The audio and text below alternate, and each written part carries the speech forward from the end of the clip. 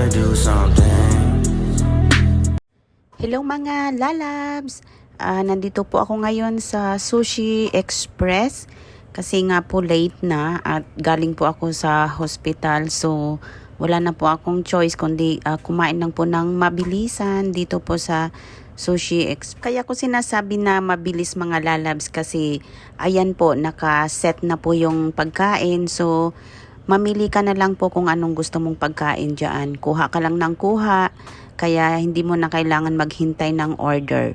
So, kaya sinasabi nilang express talaga. Kaya, yan po yung mas maganda. Pag gutom ka na, umupo ka na lang dyan, tapos kuha ka lang ng kuha kung anong gusto mong kakainin.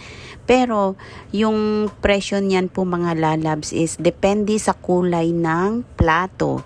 So, pag yan yung pink, ang presyo niyan is $8.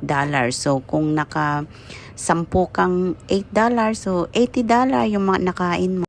Tapos, yung black is $10.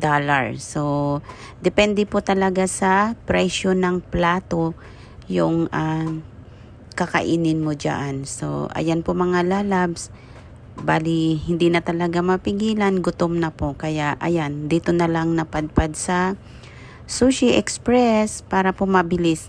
Kuha ka lang ng kuha ng gusto mong kainin. Parang ano yan eh. Eat now, pay later kung ilang plato yung makain mo. Kaya tara mga lalabs, kain po tayo. Gutom na po ako.